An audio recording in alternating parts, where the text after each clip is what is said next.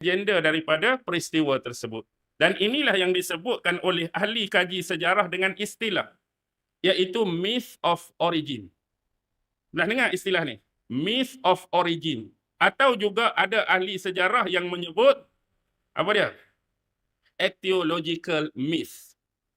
Dia ni apa? Dia ni ialah untuk create reason, untuk cipta sebab atas terjadinya sesuatu peristiwa ataupun terjadinya sesuatu tradisi. Jadi mereka kena pegang kisah tu, walaupun di sisi kita dianggap tak masuk akal, dianggap tak rasional, dianggap tak logik, dianggap berbau unsur dongeng dan khurafat, kerana nak legalkan benda tu, mereka masukkan dalam kitab mereka dan mereka kena mempercayai dan mengimani.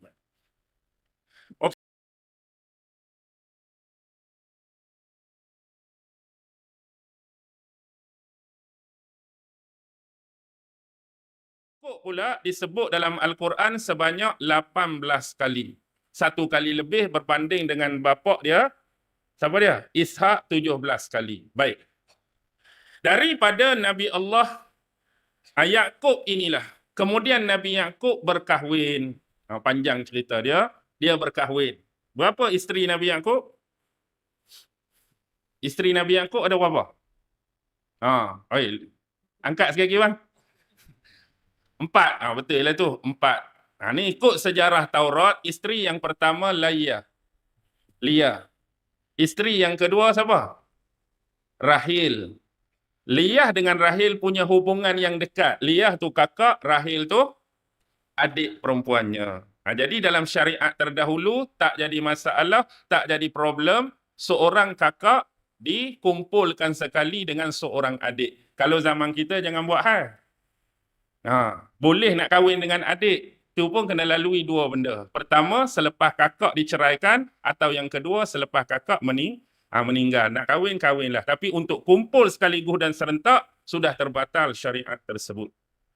Jadi, selepas dia nak berpindah balik ke Palestin, sebab isteri Nabi Allah, Yaqub AS ni, dia kembali kepada bumi nenek moyang dia di Faddam Aram.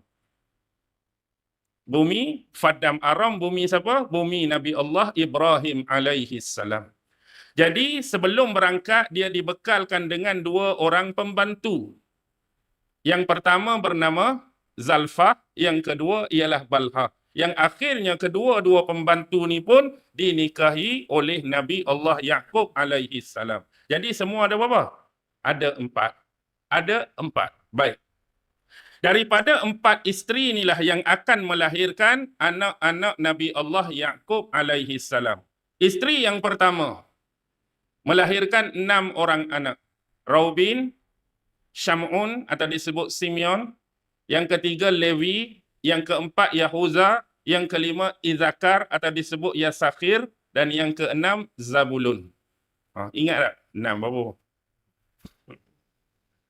Raubin, Syamun, Lewi, Yahuza, Izakar ataupun Yasakhir, Zabulun. Tu isteri yang pertama Lia. Manakala isteri yang kedua Rahil. Ini adalah ibu Nabi Allah Yusuf AS. Dan adik dia yang bernama Bunyamin. Jadi yang ni antara yang meninggal awal kerana isteri Nabi Allah Yaqub yang nama Rahil, mak Nabi Yusuf ni meninggal selepas melahirkan adik dia Bunyamin. 6 campur 2 berapa? 8. Kita nak berapa lagi? 4 lagi. Isteri yang ketiga Zalfah melahirkan 2 orang anak, Jad dan Ashir. Jad dan Ashir, manakala Balhah melahirkan 2 lagi anak, iaitu Dan, nama dia memang Dan. Dan sebab saya nak sebut Dan pula lepas tu kan. Dan Naftali. Jadi Raubin, Syamun, Lewi, Yahuza, Izakar, Zabulun, Yusuf, Bunyamin, Jad, Ashir, Dan Naftali. Tak ada anak perempuan ke? Ada. Dalam rekod mereka, anak perempuan ada seorang yang bernama Dinah. Anak perempuan ni daripada isteri mana? Daripada abang hak 6 orang. Isteri pertama tu ada seorang anak perempuan nama Dinah. Baik. Jadi 12 orang inilah yang dikenal sebagai Bani Israel. Bani bermaksud anak-anak Israel, kembali merujuk kepada Nabi Allah Yaqub. Jadi persoalan dia, macam mana boleh berlaku pertukaran daripada namanya yang asal, Yakub, kepada penisbahan nama Israel. Baik. Kalau kita mengikuti sejarah sebagai contoh, penggunaan nama Israel ni boleh berlaku di antara kurun ke-18 hingga ke-19 sebelum Masihi. Ini bermula zaman Nabi Allah Yakub tu sendiri.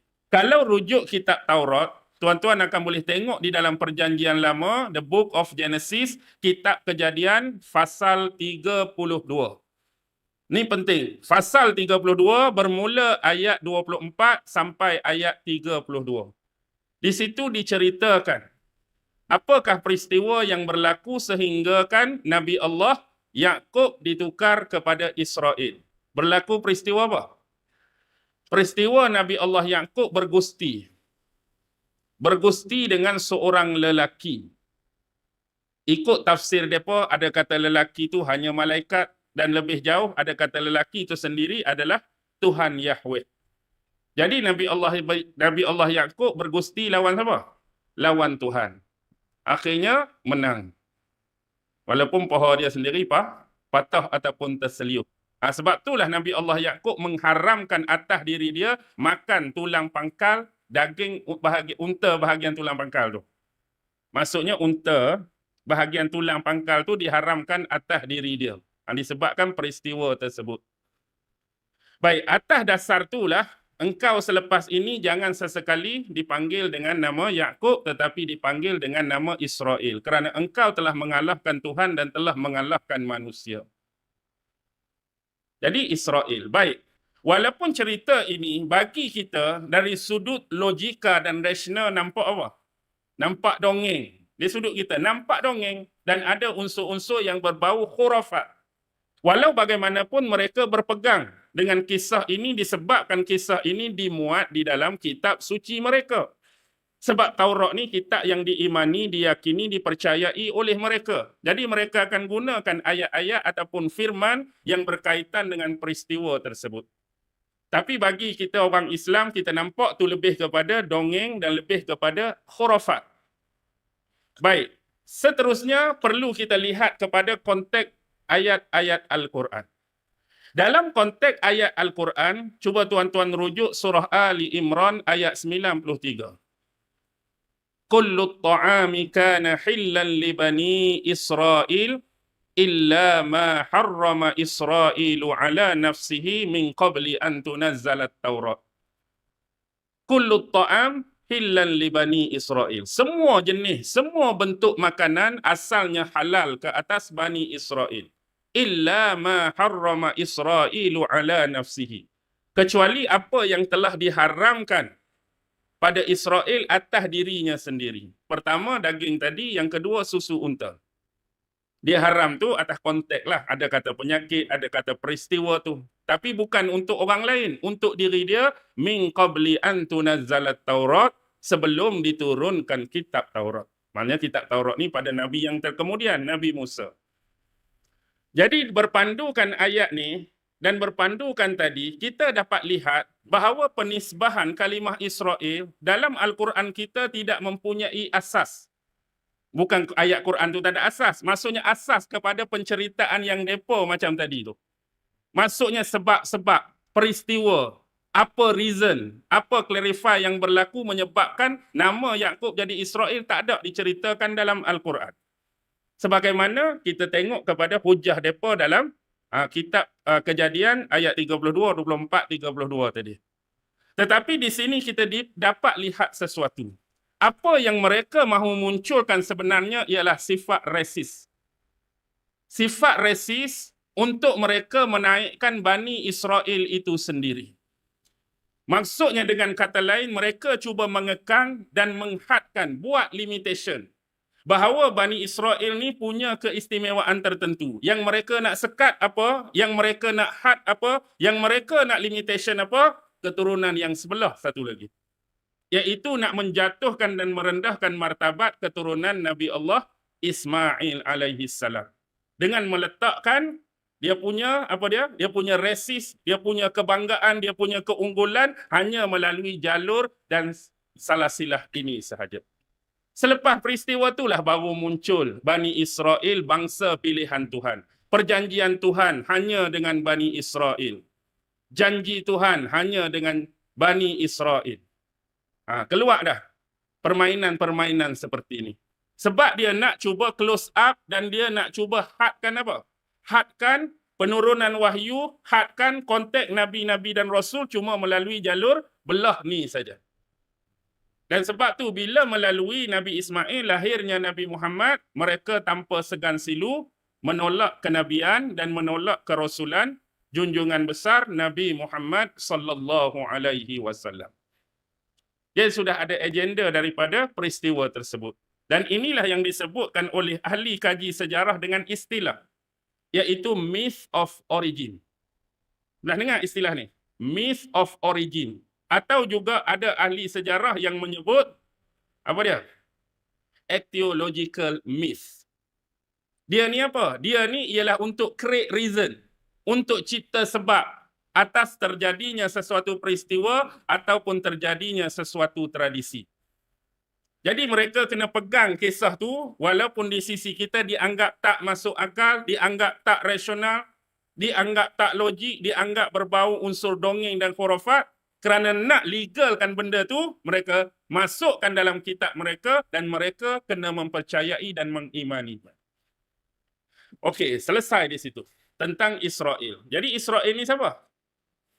Israel Nabi Yaqub. Ikut kitab mereka. Dan Al-Quran pun menyebut dengan kalimah Israel dan juga Bani Israel. Israel tu Yaqub, Bani Israel tu anak-anak Yaqub yang 12 orang tadi. Baik. Satu lagi ialah, bila kita baca di dalam tafsir, contoh terutama berkaitan surah Al-Baqarah ayat 40. Siapa ingat? Ya Bani Israel azkuru ni'mati allati an'amtu alaikum wa awfu bi ahdi ufi bi ahdikum wa iyaya farhabun. Seruan daripada Allah, wahai Bani Israel. Kalau tuan-tuan baca tafsir, seruan ni untuk siapa? Seruan ni untuk siapa? Dah panggil Bani Israel, mesti Bani Israel. Sedangkan kepenggunaan kalimah Bani Israel ni dah tak berlaku pada zaman ayat ni diturunkan. Ni nanti saya pegang ayat ni nanti kita bahas malam esok.